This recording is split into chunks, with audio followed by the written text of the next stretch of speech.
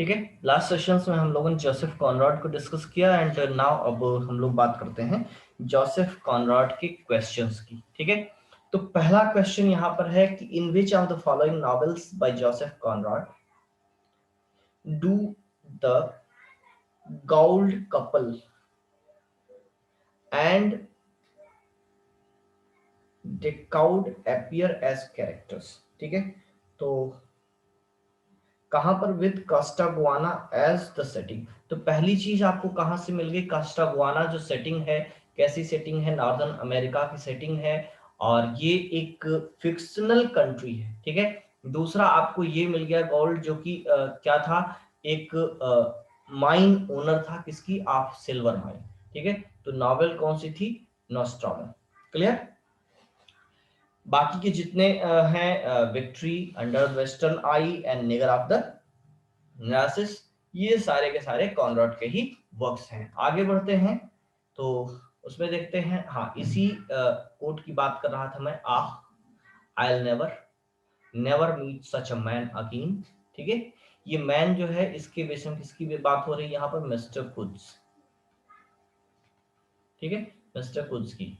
You ought to have heard him recite poetry, oh he enlarged my mind। ठीक है, कौन थे, पूछ क्या रहा है, in heart of darkness these words about goods are spoken by the Russian. ठीक है, जो रसियन था, ट्रेडर था, उसके साथ रहता था वहां, जिसने मार्लो को बताया इसके विषय में, उसी के ये वर्ड्स हैं। ठीक है, आगे बढ़ते हैं दूसरे क्वेश्चंस पर। तो नेक्स्ट क्वेश्चन है, who narrates heart of darkness.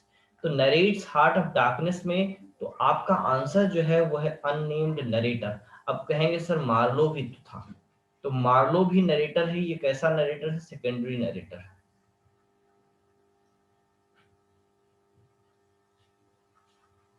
Secondary narrator. ठीक है, हमने वहां पर क्या बताया था, ये फ्रेम नरेटिव है। फ्रेम नरेटिव में क्या है, एक नरेटर इसका है, जो इसका नरेटर है वो अननेम्ड नरेटर है। ठीक है, और जो इस स्टोरी का नरेटर है वो मार्लो है।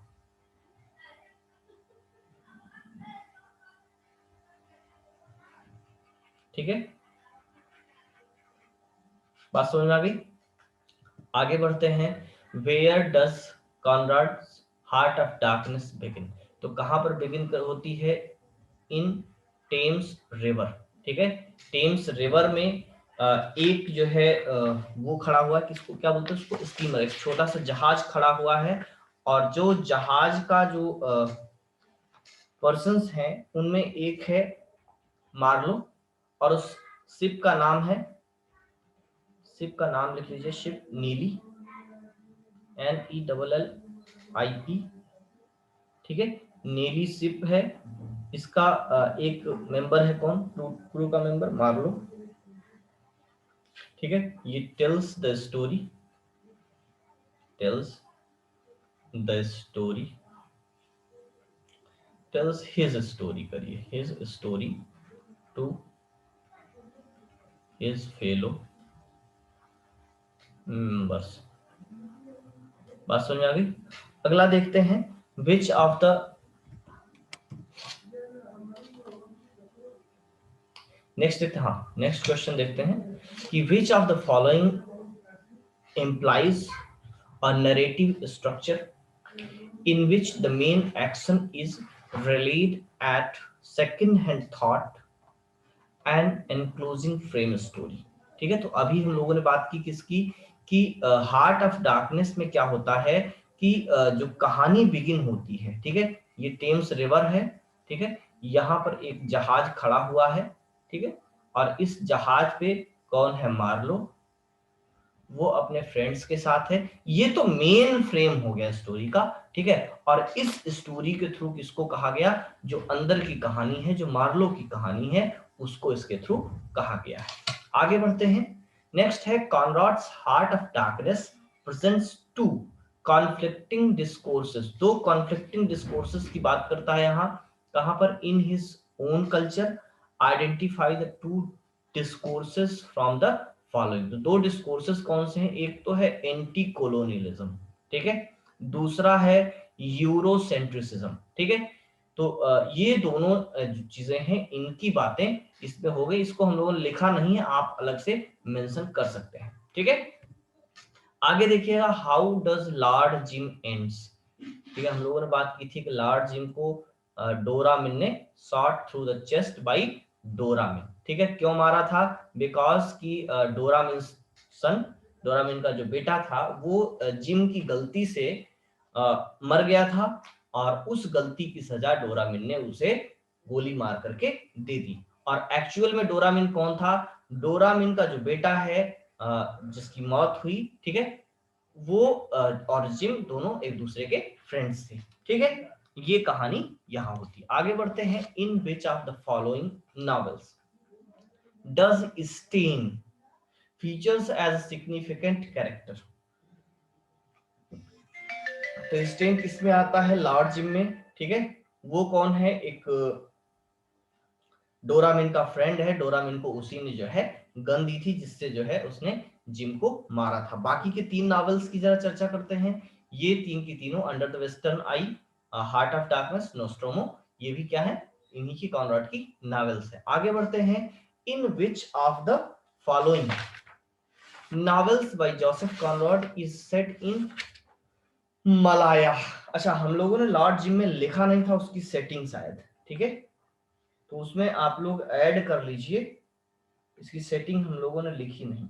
हाँ, तो ये सेट कहां पर है? सेट इन मलाय।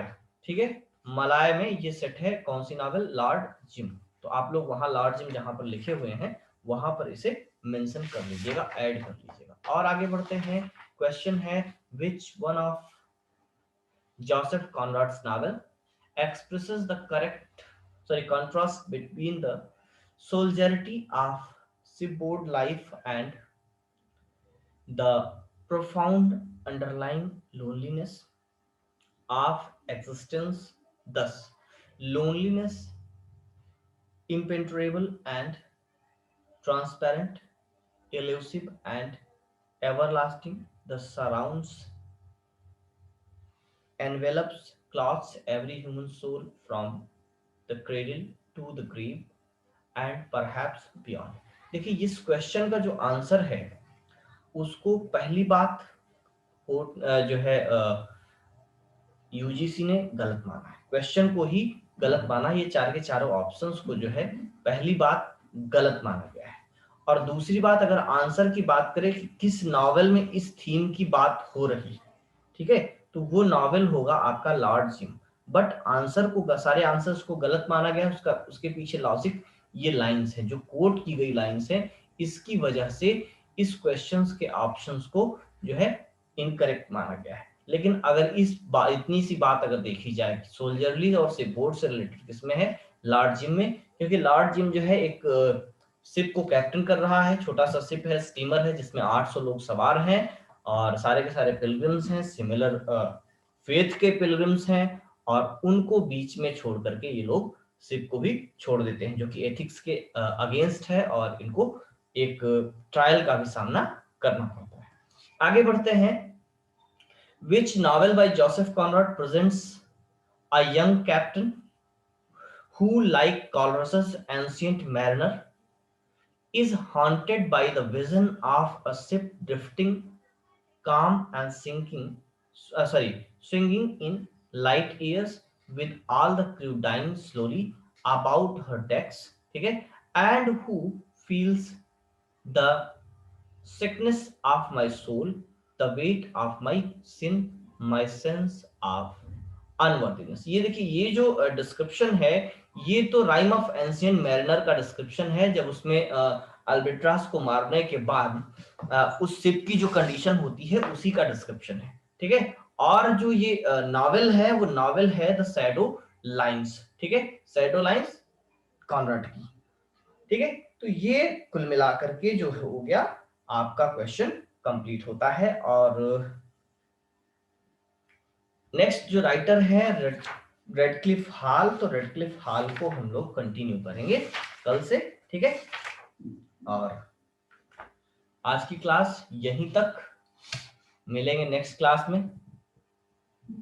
ठीक है, कोई क्वेश्चन, कोई डाउट हो आज के सेशन से तो फटाफट से पूछ लीजिए, तब हम लोग क्लास को एंड करते हैं।